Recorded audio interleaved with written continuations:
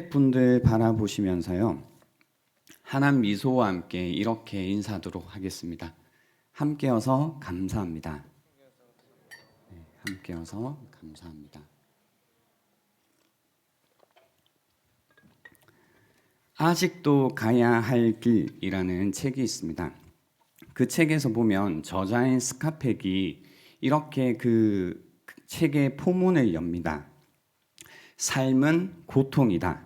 이것은 삶의 진리 가운데서 가장 위대한 진리다라고 합니다.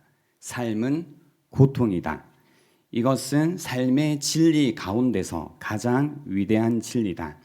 그리고 이어서 이렇게 이야기를 합니다. 대부분의 사람들은 삶이 어렵다는 이 쉬운 진리를 깨닫지 못하고 살아간다. 삶이란 대수롭지 않으며 쉬운 것이라고 생각한 나머지 살아가면서 부딪히게 되는 문제와 어려움이 가혹하다고 불평하기도 한다라고 합니다. 그래서 삶은 고통이다라는 진리가 우리가 알고 있어야 되는 가장 쉬운 진리인데요. 이 진리를 놓치게 되면 우리가 삶 속에서 부딪히게 되는 어떤 문제 그리고 어려움들이 올 때 불평하게 된다라는 이야기입니다. 고통이 우리 삶 가운데 그냥 있다라는 이야기입니다. 오늘 저희가 함께 읽었던 시편 107편은요. 이 진리 가운데서 그러니까 삶이 고통이다라는 이 진리 가운데서 여호와께 감사하라. 그는 선하시며 그 인자하심이 영원함이로다라는 고백을 하게 합니다. 그러니까 여러분 이 그림이 보이시나요? 삶은 고통인데요. 고통이 이 삶 속에서 여호와께 감사하고 그분을 향해 선하시다, 그분의 인자하심이 사랑이 영원하다라는 이 고백을 하게 된다라는 겁니다.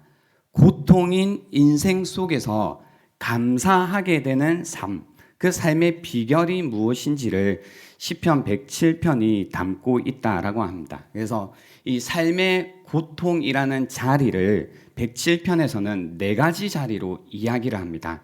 하나는 광야, 두 번째는 감옥, 세 번째는 질병, 네 번째는 바다라는 자리에서 삶이 어떤 고통 가운데 있고 그 가운데서 하나님의 그 인자하심을 어떻게 알게 되는지를 이야기를 하는 겁니다. 그래서 오늘 저희가 전체를 읽지는 못했지만요. 시편 107편 43절에 보면 이런 말씀이 있습니다. 지혜 있는 자들은 이러한 일들을 지켜보고 여호와의 인자하심을 깨달으리로다라고 합니다. 지혜 있는 자들은 이러한 일들을 지켜보고 여호와의 인자하심을 깨달으리로다. 여기에서 이러한 일들이라고 할 때 그 일이 일어나는 자리가 어디냐면요. 광야, 감옥, 질병, 바다라는 고통의 네 자리라는 겁니다. 이 고통의 네 자리를 지켜보면서 무엇을 깨달으라고 하냐면 여호와의 무엇을 깨달으라고요?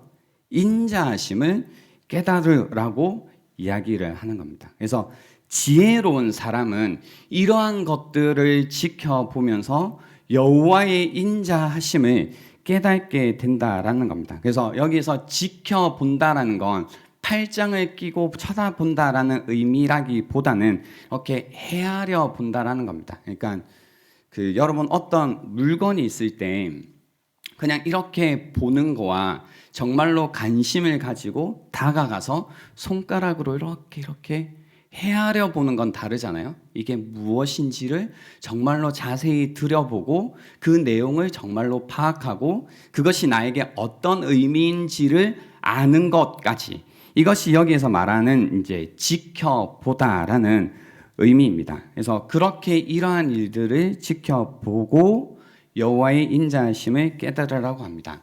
그래서 오늘 이 네 가지에 관해서 이야기를 해볼 건데요.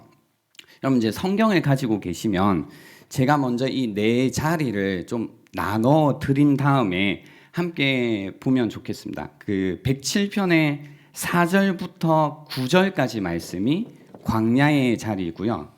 그리고 10절부터 16절까지가 감옥, 그리고 17절부터 22절까지가 질병, 그리고 23절부터 32절까지가 바다라는 자리입니다. 그리고 그 뒤쪽에 33절부터 43절까지는 이제 인생을 역전시키시는, 운명을 역전시키시는 하나님에 관한 이야기가 담겨져 있습니다. 그래서 일단 요 네 가지를 함께 보도록 하겠습니다. 첫 번째, 광야입니다. 광야의 자리인데요. 말씀을 같이 한번 읽어볼게요. 4절입니다. 그들이 광야 사막길에서 방황하며 거주할 성읍을 찾지 못하고 줄이고 목이 말라 그들의 영혼이 그들 안에서 피곤하였도다. 이에 그들이 근심 중에 여호와께 부르짖음에 그들의 고통에서 건지시고 또 바른 길로 인도하사 거주할 성읍에 이르게 하셨도다. 여호와의 인자하심과 인생에게 행하신 기적으로 말미암아 그를 찬송할지로다. 그가 사모하는 영혼에게 만족을 주시며 줄인 영혼에게 좋은 것으로 채워주심이로다 라는 말씀입니다. 그래서 첫 번째 자리가 광야의 자리입니다. 여기에서 이제 4절에 보시면요, 그들이 광야 사막길에서 뭐 하냐면요, 방황한다고 합니다. 방황한다라는 것은 뭐냐면 길을 잃었다라는 겁니다.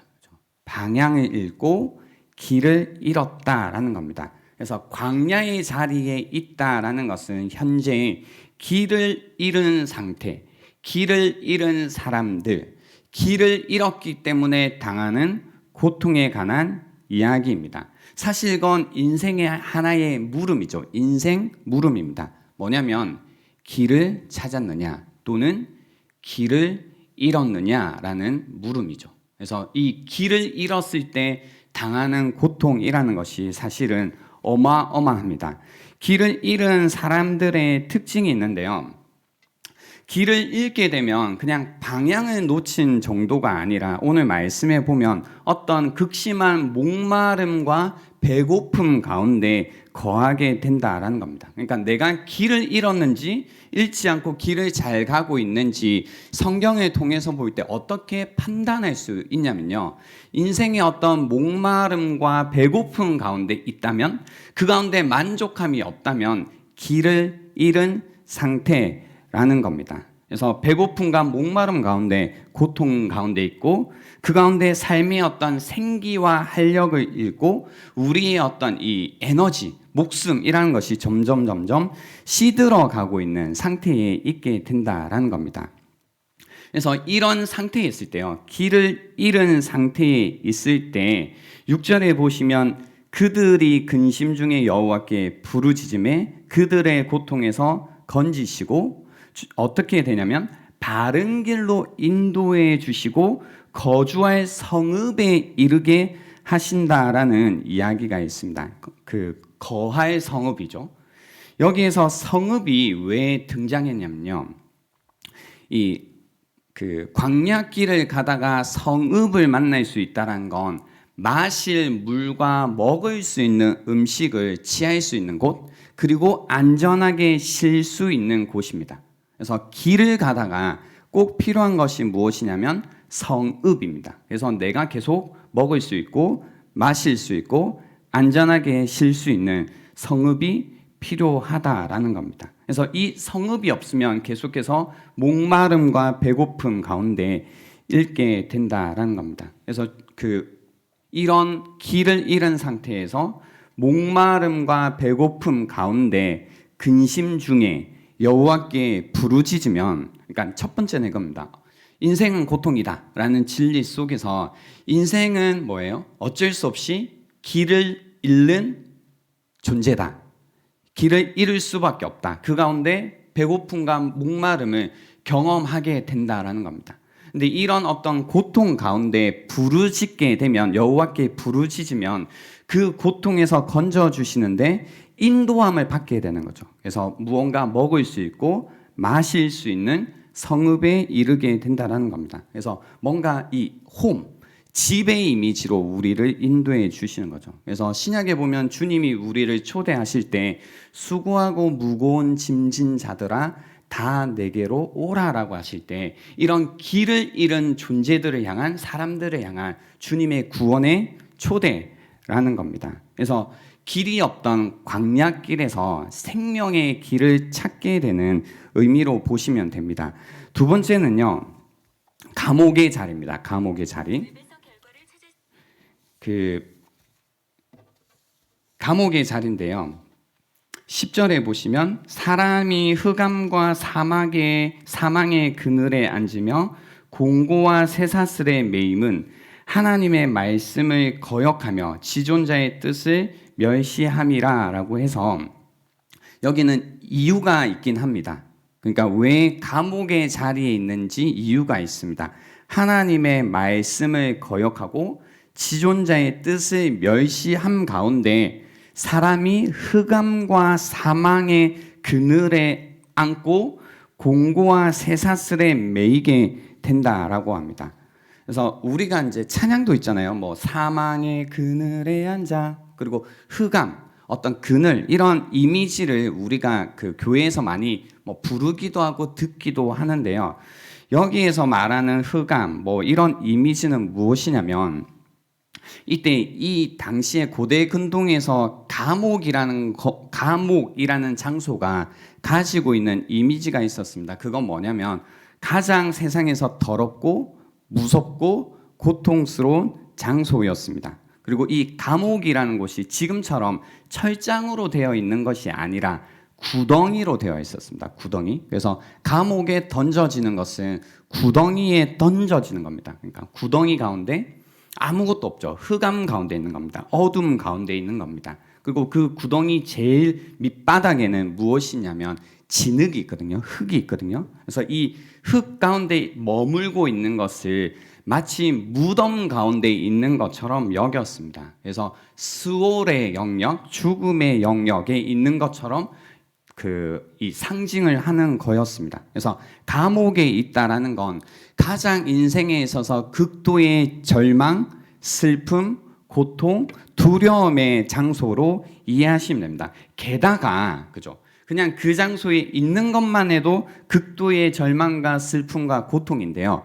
어떻게 그 상태에 있냐면 쇠사슬에 매여 있다는 겁니다. 쇠사슬에 매여 있다는 겁니다. 그래서 이런 어둠 가운데, 절망 가운데 더 절망적으로 매여 있는 상태 속에서요, 그 고통 가운데 주님께 외치게 되면 흑암과 14절에 보시면 흑암과 사망의 그늘에서 인도하여 내시고 그들의 얽어 맨 줄을 끊으셨도다라고 합니다. 그러니까 이 인생의 진리 하나가 무엇이냐면 고통인데, 사람이 그 하나님의 말씀을 거역하고 지존자의 뜻을 멸시함 가운데 가게 되는 자리가 어디냐면 이 절망과 슬픔과 고통과 두려움의 자리 가운데, 마치 죽은 것과 같은 자리 가운데 온전히 매여서 살아가게 되는 거죠. 그 가운데 주님께 부르짖을 때에 주님께서 우리에게 어떻게 해주시냐면 우리를 그 사망의 그늘에서 인도하여 내시고 우리를 얽어맨 줄을 끊어주신다라는 이야기를 하는 겁니다. 그래서 깊은 절망 가운데서 이끌어내 주시는 이미지죠. 여러분 혹시 전도해 보셨나요? 요 근래? 전도해 보시면 혹시 느끼신 게 없으시나요?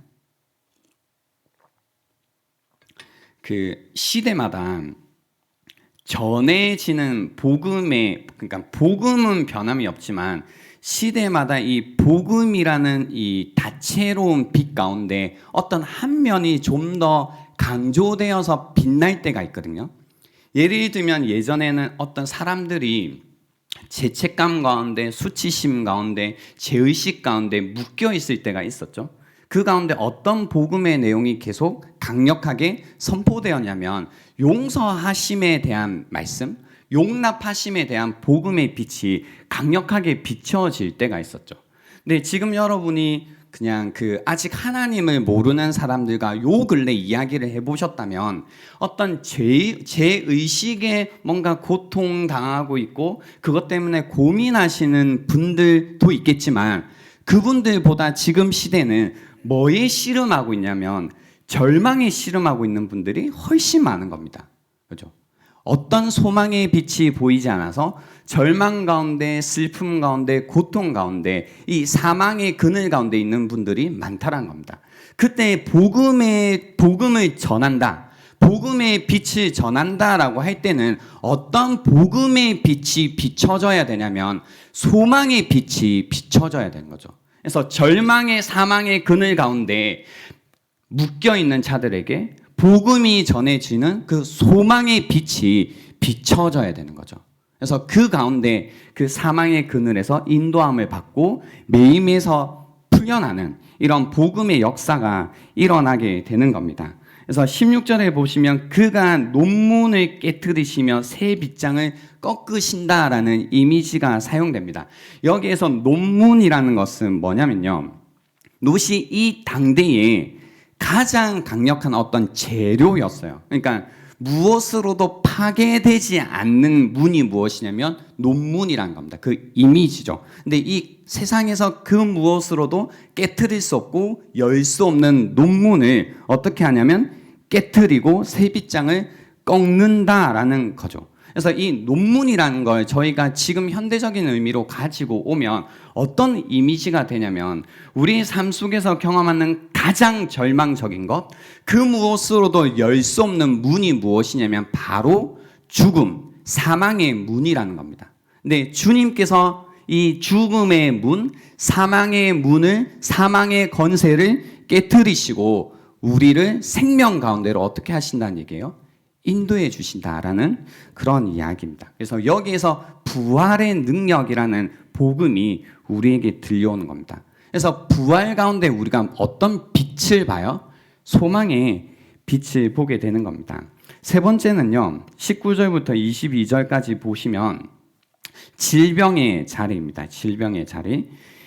19절에 17절부터 보시면 미련한 자들은 그들의 제약의 길을 따르고 그들의 악을 범하기 때문에 고난을 받아 그들은 그들의 모든 음식물을 싫어하게 되어 사망의 문에 이르렀도다라고 해서 여기에도 이제 이 질병의 자리에 있게 되는 이유가 나와 있고 그리고 어떤 자리로 가냐면 음식물을 싫어하게 되는 건강하지 못한 상태죠. 그리고 사망의 문 가운데 이르게 된다라는 겁니다. 그래서 제약의 길을 따르다가 악을 범했기 때문에 질병의 자리에 있게 된다라는 이야기를 하고 있습니다. 죄라는 건 결국 우리의 어떤 밸런스, 균형이라는 걸 깨트리게 됩니다. 여러분 모든 병의 근원이 뭐예요? 몸의 밸런스가 깨어질 때 찾아오게 되죠. 이건 아실 겁니다. 그래서 죄로 인해서 깨어진 밸런스로 인해 질병이 찾아오는 겁니다. 그죠? 근데 이 말씀을 뭔가 듣지 않고 이랬던 사람들에게 사람들이 고통 때문에 주님께 부르짖으면 그들의 고통에서 건져주시는데 어떻게 고통에서 이 질병의 자리에서 건져주시냐면 이게 흥미롭죠. 20절에 보시면 그가 그의 말씀을 보내요. 그의 말씀을 보내어 그들을 고치시고 위험한 지경에서 건지시는 도다라고 하십니다. 그죠? 말씀을 보내셔서 그들을 건지시고 위험한 지경에서 건지신다라는 이야기입니다. 그래서 미련함 때문에 사람들이 이런 어떤 이 고통의 자리, 질병의 자리에 이르게 된다라는 겁니다. 여러분 자신의 삶도 한번 돌아보시고요. 주변의 사람들을 보면 생각보다 성경이 이야기하는 미련함 때문에 질병의 자리에 있는 분들이 꽤 많습니다. 그러니까 뭔가 자기 파괴적인 삶, 그러니까 굉장히 미련함이죠. 하지만 거기로 가는 거죠. 예를 들어 너무 과로하시는 분들, 내가 이렇게 과로하면 질병이 온다라는 걸 알지만 미련하게 계속 그 자리에 있는 겁니다. 과로를 하다가 결국은 질병의 자리로 가기도 하고 중독이라는 것도 마찬가지죠. 그러니까 이거 아닌 것 알지만 계속 그 중독된 어떤 것들을 계속 함으로써 나를 파괴시키는 자리로 가는 겁니다. 이때 필요한 것은 사실은 말씀을 보낸다라는 의미에서 알 수 있듯이 우리를 치료하는, 사실은 우리를 카운셀링 해줄 수 있는 말씀이 필요한다라는 겁니다. 그러니까 미련함을 깨우쳐줘야 되는 거죠.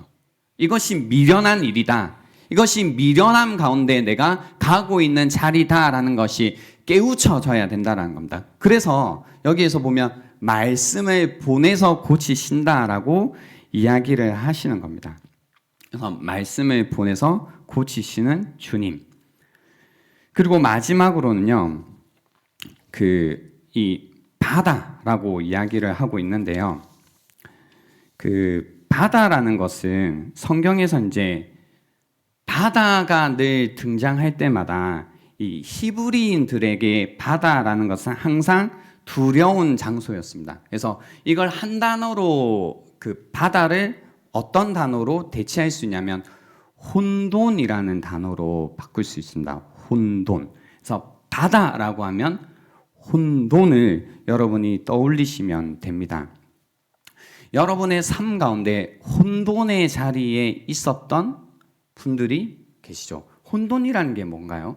그러니까 우리의 삶 가운데 어떤 질서의 자리와 혼돈의 자리가 있습니다. 질서의 자리라는 것은 무엇이냐면 이런 거죠. 뭔가 안정이 되고 내가 생각한 것처럼 삶이 굴러가고 편안하고 별로 문제가 없고, 그리고 뭔가 내가 생각하는 사이즈와 규모와 그리고 어떤 예상되는 흐름 속에서 삶이 굴러가는 상태죠. 그러니까 뭔가 질서가 있는 상태입니다. 별로 걱정되는 것도 없고 어떤 어려움이 와도 다 대처가 가능합니다.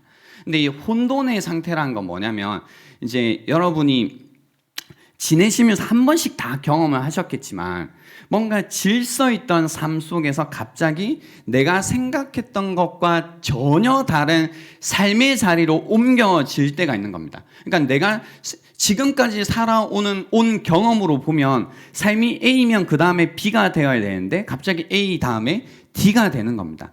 예상한 것처럼 삶이 굴러가지가 않습니다. 내가 예상했던 것보다 다 예상하지 못한 일들이 생기기 시작하고 어려움이 생기고 계산이 되지 않습니다. 갑자기 아무것도 모르겠다라는 생각이 드는 거죠.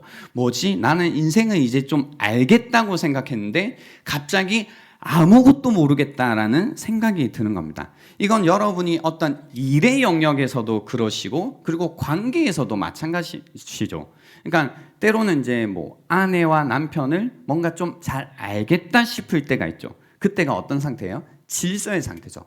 그래, 우리 아내 이렇지, 우리 남편 이렇지, 우리 아들 이렇지, 우리 자녀가 이렇지. 질서의 상태죠. 알겠다. 근데 뭔가 이제 좀 시간이 지나가다 보면 갑자기 누구지? 이 사람은 누구지? 우리 남편 맞나? 우리 아내 맞나? 혹은 자녀들을 보면서 우리 자녀가 왜 이래? 라고 하면서 어떤 혼돈의 자리로 옮겨가는 것을 경험할 때가 있는 거죠. 근데 사실은 저의 이야기라기보단 이 질서와 혼돈의 반복이라는 것이 인생이라는 거죠. 이렇게 질서가 뭔가 잡힌 것처럼 살아가다가 어느 순간 이 모든 것이 뒤집어지면서 모든 것이 혼돈의 상태에 살다가 또 이 혼돈의 상태 가운데 있다가 뭐예요? 다시 영원히 혼돈 가운데 있는 게 아니라 다시 질서의 상태로 오는, 그 가운데 또 영원히 질서의 상태로 있는 것이 아니라 다시 혼돈의 상태로 오가는, 그 가운데 이제 사실 굉장히 어려움을 겪죠. 오늘 여기에 이제 표현된 것처럼 뭔가 오르락 내리락, 오르락 내리락, 오르락 내리락, 뭔가 멀미할 것 같은 폭풍을 만나 하늘에 올랐다가 땅에 처박혔다가 뭔가 죽을 것 같은 이런 느낌 가운데 살아가는, 그러니까 이 바다 혼돈이라는 것은 사실 궁극적으로 인생에 있어서 가장 힘들게 하고 괴롭게 하고 어렵게 하는 어떤 영역이라는 겁니다. 혼돈의 영역, 그죠? 혼돈의 영역. 그래서 이 혼돈의 세력으로서의 바다를 이야기하는 겁니다. 그래서 살다 보면 우리도 이 혼돈에 빠질 때가 있습니다. 그렇기 때문에 이 누가복음 8장 24절에 보면요, 예수님께서 바다를 잠잠케 하실 때 꾸짖으시는데요. 단순히 어떤 바다를 잠잠하게 하시는 게 아니라 이 바다를 꾸짖으시는 이유는 무엇이냐면 이 풍랑이 이는 이 혼돈이라는 그 세계조차도 주님께서 다스리고 계시다라는 것의 의미라는 겁니다. 나도 모르겠다가 아니라 주님께서는 이 혼돈, 아무것도 모르겠다라는 그 혼돈이라는 세계조차도 주님께서 뭐 하세요? 주관하고 계시다라는 겁니다. 주관하고 계시다라는 겁니다. 네, 여러분, 제가 지금 말씀드렸던 이 고통의 4가지 자리 있잖아요. 4가지 자리. 근데 이 4가지 자리가 시편 107편에 있는데 광야의 자리, 뭔가 이 질병, 감옥의 자리, 질병의 자리, 혼돈의 자리, 이 4가지 자리가 인생의 어떤 고통의 자리로 대명사처럼 묘사되어 있는데요. 이 4가지 자리를 잘 보시면 신약 성경에 보면 예수님께서 이 4가지 자리를 정확하게 다루십니다. 그래서 광야에서 목자 없는 자들을 어떻게 해주세요? 먹이시죠. 광야에서 먹여주시고 또 사단의 사슬에 묶여있는, 그래서 군대 귀신으로부터 해방시키시는 장면이 사망의 자리에 그늘에 있는 자들을 인도하시고 그 매임을 풀어주시는 이런 구원을 의미하고 있습니다. 그리고 병든 자를 고쳐주시죠. 야이로의 딸과 혈류증을 앓고 있는 여인을 고치시는 것이 이런 의미라는 겁니다. 또한 풍랑을 방금 말씀드린 것처럼 잠잠케 하십니다. 바람과 바다, 혼돈의 세력이라는 것도 주님께서는 다스리신다라는 겁니다. 제가 서두에 이런 말씀을 드렸습니다. 삶은 고통이다라는 이 진리를 알고 있어야 된다는 거죠. 그래서 그 고통이라는 자리를 저희가 성경이 알려주는 대로 조금 자세히 살펴봤습니다. 자세히. 광야라는 것, 뭔가 길을 잃은 것처럼 그 가운데 배고픔과 목마름이라는 고통 가운데 살아가고 있는 우리, 그리고 감옥의 어떤 우리의 어떤 하나님의 말씀을 거역하고 지존자의 뜻을 거역함 가운데 사망의 그늘 가운데 매임 가운데 살아가는 우리, 미련함 가운데 질병의 자리에서 피골이 이제 상접되어 그죠? 아무런 삶의 생기도 없이 살아가고 있는 우리, 그리고 날마다 혼돈의 상태 가운데 살아가고 있는 우리. 사실 코로나가 힘들었던 가장 근본적인 이유는 무엇이었냐면 그 어떤 전념성 뭐 이런 것보다 갑자기 우리가 다 알고 있던 시대가 아무것도 모르는 어떤 세상이 돼버렸던 것, 그러니까 혼돈의 시대가 되었던 것이 가장 힘든 어떤 마음의 상태였을 거라는 겁니다. 그런 고통들. 근데 그런 고통 가운데요, 보세요. 시편 기자는 무슨 얘기를 하냐면 삶이 이런 고통입니다. 이런 광야 가운데 길을 잃은 것처럼 때로는 사망의 그늘 가운데 매임 가운데 아무런 소망 없이 절망 가운데 살아가는, 그리고 질병 가운데 사망의 문 가운데 이르러서 살아가는 인생, 그리고 혼돈 가운데서 살아가는 이런 인생인데 그런 고통의 자리에서 무엇을 깨닫는 거냐면 무엇을 깨달으라고 했어요? 지혜로운 자들은 여호와의 인자하심을 깨달으라고 했죠. 그러니까 근심과 고통 가운데서 무엇을 깨달은 자가 그리스도인이냐면 주님의 인자하심을 깨달은 자들, 주님의 그 인자하심을 경험한 자들이 바로 그리스도인이라는 겁니다. 모든 사람들이 고통 가운데 있습니다. 고통의 자리, 각각의 자리들이 계시겠죠. 광야의 자리, 뭔가 감옥의 자리, 질병의 자리, 혼돈의 자리, 각각의 자리 가운데 계실 겁니다. 그 가운데 고통하고 어려워하고 불평과 불만 가운데 죽는 소리하며 살아가는 것이 인생이겠지만 그 가운데 각자의 구원의 방법들을 뭔가 찾으며 살아가는 것이 인생이겠지만 그리스도인들은 누구냐면 그런 고통의 자리에서 주님께 부르짖음 가운데 그 고통에서 건져주시는 구원을 경험하고 그 구원을 경험한 가운데 주님의 인자하심을 경험한 자들, 그 인자하심을 경험했기에 때로는 인생의 고통의 길을 갈 때가 있지만 어떤 마음으로 살아가게 되냐면 그 여호와께 감사하며 찬양하며 예배하는 삶을 살아간다는 겁니다. 2주 전에 추수감사 주일이었죠. 그때 이제 제가 전했던 메시지가 청년들에게 무엇이었냐면 그리스도인은 그냥 감사를 몇 번 하는 자들이 아니라 그리스도인의 정체성 자체가 감사하는 자라고 했습니다. 왜냐면요, 고통 가운데 구원을 경험했고 그 가운데 하나님의 인자하심을 알고 있기 때문에 어떤 자가 되냐면 감사하는 자가 되는 거죠. 날마다 감사하는 자로 살아갈 수 있는 이유는 고통 가운데 주님께 부르짖으면 주님께서 우리의 그 고통 가운데서 건져주시고 그 건져주심 가운데 우리가 날마다 무엇을 경험해요? 그분의 인자하심을 경험하는 거라는 겁니다. 여러분, 한 해 동안 많이 힘드셨을 겁니다. 아마 각자 광야의 자리 가운데, 감옥의 자리 가운데, 질병의 자리 가운데, 혼돈의 자리 가운데 계셨습니다. 여러분, 그 자리에서 여러분이 하신 경험은 무엇인가요? 그 자리에서 사실 우리가 해야 되는 경험은 근심 중에, 환난 중에, 고통 가운데, 여호와께 부르짖음 가운데 그분께서 우리의 고통에서 건져주시고 구원해 주시고 인도해 주심을 경험하면서 다른 게 아니라 인생 가운데 무엇을 아는 거예요? 깨달아가는 거예요.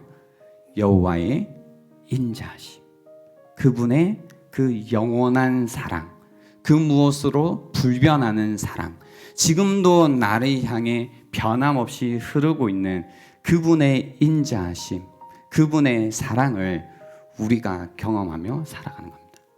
그래서 고통 가운데 노래를 잃어버린 이 시대 가운데 고통 속에서도 주님을 향한 사랑의 노래를 잃어버리지 않고 살아가는 자들, 그것이 우리의 이 시대를 살아가는 바로 방법이고 또 올 한 해를 정리할 때 여러분께서 반드시 기억하셔야 되는 내용이겠다, 헤아려 보셔야 되는 내용이겠다 생각을 했습니다. 이 시간 찬양하시고 우리 함께 기도하는 시간을 가질 텐데요. 찬양하면서 지금도 우리가 부르짖을 때, 근심 중에 고통 가운데 부르짖을 때 우리를 우리의 고통에서 건져 주시는 그 주님을 다시 한번 헤아려 보시는 이 시간이 될 수 있으면 좋겠습니다. 함께